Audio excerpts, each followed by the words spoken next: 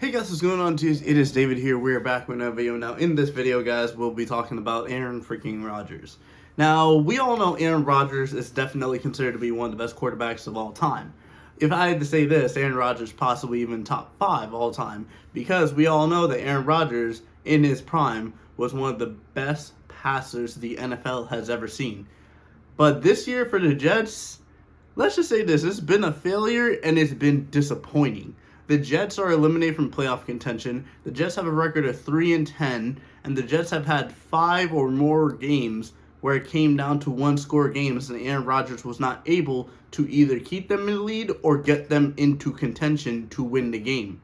And that's really just simple it, because the coach got fired early on in the season, Robert Saleh. And I want to say this right now. This is going to be a hot topic or hot debate, hot opinion. I think Robert Saleh should have kept his job. I really look at it. He really had one season with Aaron Rodgers. Well, I understand it's Aaron Rodgers, but Aaron Rodgers is just coming off Achilles surgery. Do you really think that he was going to be good enough to make this Jets team into the playoffs and win a title in his first season? No, it was still going to take some time to get gelled together. And I still believe that it's going to take some time to get gelled together.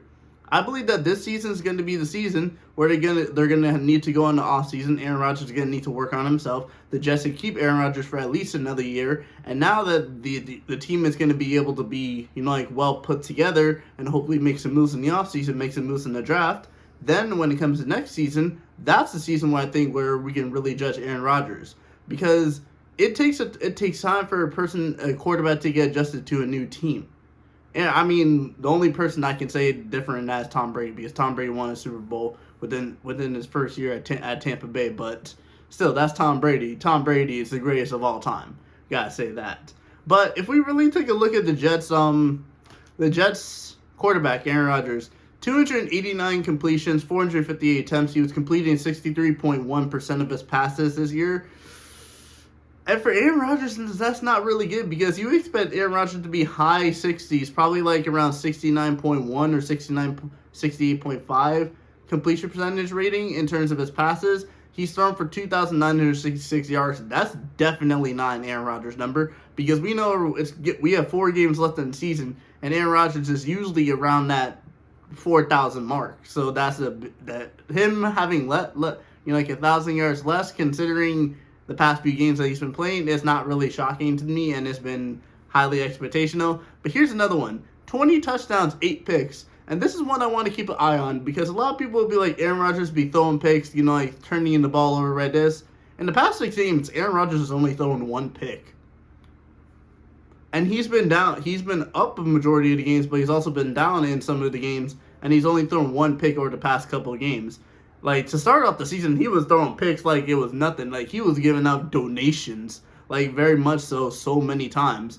And it was just bad to look and bad to see. So as this current moment right now, the Jets record, like I said, it is 3-10. But let's take a look at some of the games where Aaron Rodgers could have made a difference and could have done better. And let's take a possible look at what the Jets' possible record could have been. So I have 4 games here. The New England game, the second New England game, where they lost 25-22. The Indianapolis game where Anthony Richardson came back and gave the... Can you really blame Aaron Rodgers on the Indianapolis game?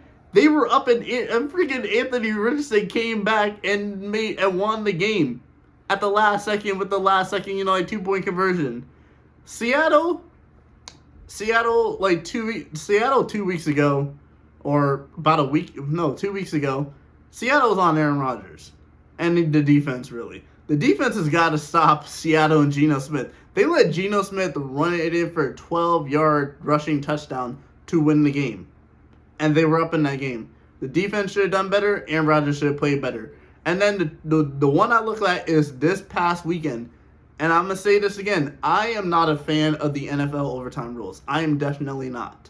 My team has been the beneficiary of 2 overtime wins against the Buccaneers, and I'm not happy with that, because the first overtime Buccaneers win, I was really looking at, I was like, all right, let me see how the Buccaneers are going to do. If the defense is good enough, the defense should be able to stop it, and then we'll actually get the win. But I can't come out of the game looking at it as oh, we won, but now there's gonna be question if like what happened to the Buccaneers that got in the ball? Would they have got the touchdown? Would it came down to a last second, like whoever scores the next touchdown, whoever scores the next point wins the game. I would have loved to see that because it would have made it more exciting. But anyway, the Jets lost in overtime to Miami because I'm assuming Miami got the ball first, went down, scored a touchdown, and the Jets lost 32-26 after being up a majority of the game. But that's also on Aaron Rodgers. Got to do a lot better there. Got to keep scoring points and getting more points. You had Devontae Adams, you had Garrett Wilson. You got to be doing a lot better. Devontae and Garrett had very good games, and even the running back, the rushing game had an okay game.